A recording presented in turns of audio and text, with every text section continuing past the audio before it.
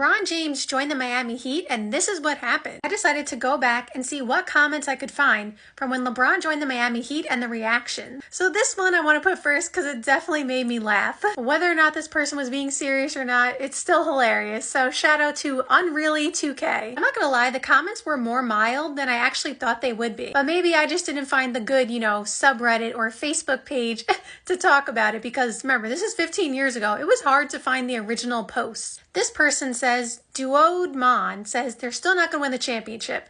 Well, fast forward, they did win the championship. They won 2 out of the 4 years they went to the finals. So, 50% right there. Wyo Buckeye said they're a Cleveland fan and they've been preparing themselves for the last couple of years. So this person actually thought it was going to happen. Like, they saw it coming. This person was actually pretty respectful in his comment, or her comment rather, and they said LeBron is every bit as talented as any other Hall of Famer, but because of this move, he will never be seriously compared to Michael Jordan, which definitely is something people do bring up when they talk about Michael Jordan versus LeBron. This one's kind of funny because it's like an innocent way of, hating on LeBron, I guess. This person said they're going to spend the next few months saving money for front row seats and insulting him in every way he could think of on the posters.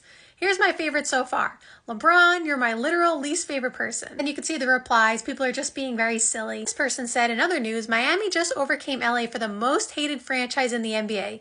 And if you know the NBA, you know the Lakers are definitely one of the most hated franchises. Minus the Bears said they are the only person, or they're asking if they're the only person who admires LeBron's decision. Many feel like he took the easy way out, but I felt like Miami was the hardest choice he could have made. He chose to give up money, fame, and his legacy to go play ball with 2 friends, which I can understand this perspective. Like, in the end, people are going to say, basketball-wise, it obviously made it the easiest for him to win a championship because obviously he had so much talent. But it definitely is not an easy decision because I don't think LeBron even thought he was going to get this much hate when he made the decision. Maybe he did. I don't know him. But, the way that people reacted, I don't know if he even thought it was going to happen that way. The person who deleted their account again said, I'd be more upset at him if I weren't a Heat fan. Ah ha ha, give us all the trophies. And then I found the NBA post where it said LeBron James joins the Miami Heat. And so I went through the comments. Again, the comments were so much more mild than I thought they would be. But maybe I'm looking in the wrong place. If I saw the group chats between everybody, it might be a little different. So this person, Arthur Fenn, so sorry if I pronounced your last name wrong, new limited edition LeBron James Apple iPhone edition out. Only vibrates because it has no rings. A very corny joke, but a funny joke. Obviously, that is not true anymore, though, because LeBron does have rings. Patrick Vier Perez says, boo. Margie loves it, though. She says, woo, really loving it. Nico lost control of his keyboard and just started typing random letters. Sorry, Nico. Arnell Lumanog says, we just need to respect his decision. No more, no less. His move is bad for the Cavs, but good for the NBA. But bad for his image and the legacy of becoming the next Michael Jordan. Good luck. Hope you win a ring before Cavs win, or else it'll be a bad decision. Well, that didn't happen, unfortunately, for Cavs fans. But I don't think you can win a ring this year. Well, he was correct on that because the Dallas Mavericks with Dirk won the ring that year. Won the championship that year, rather. And he says, go Lakers. Warsami Egal says, can't wait to abuse them in 2K11. I can understand that. People were probably using that team all the time. Precariously Sane asks, are you guys going to boo him when he comes to town? And this deleted account replied, you are obviously not familiar with Cleveland sports. He will beg for boos after what they put him through. What? Wait, what do you mean he will beg for boos? He wants to be booed? I don't think so. Unless I'm not understanding the comment. Why would he beg for boos? He should just not make the trip to Cleveland. It's not like he needs to anyway with Wade and Bosch on the team. I think I saw that a few times, honestly. A few people said he shouldn't even make the trip to Cleveland. He should just not show up because fans might go crazy. Samurai7 says, I think they're a Chicago Bear fan because I see the Chicago Bears little logo next to his name. Now they only need 9 more players, and they'll have a team. Well, apparently, they still have Chalmers, Anthony, and Beasley, rational user replied. So they're still looking for 9 more players. That's tough. That's messed up. And Udall replied, they're actively looking to trade Beasley, so they have cap space for LeBron. RHA said, basketball idiot here. Can someone explain why LeBron betrayed his team? He was a free agent and signed with another team. This happens all the time in every sport. What am I missing? Why is a player expected to be loyal to a team where he can't win and he'll probably make less money? Well, I don't know if the make less money thing would have been true. If if LeBron stayed and he doesn't win any championships, maybe again, that is true, because when you win a championship and stuff like that, your, sponsorships and brand deals and stuff like that do increase because obviously you're a champion. So, I mean, he's not wrong. I'm just saying, like, there is a possibility where he could have made more money with the Cavs, but it's not really relevant. And the last comment I will read is this one, because I actually thought it was kind of interesting. For Brank_Manderbeek, they said incorrect. MVP will be Durant, because someone said Kobe's taking home the MVP. MVP will be Durant, and he's got the scoring title locked up for about the next 12 years. Well, Brank, you were correct. I don't think Kevin Durant won that year, because actually that was the year Derrick Rose won the MVP, because he was the youngest MVP ever. I think that was 2011. Correct me if I'm wrong.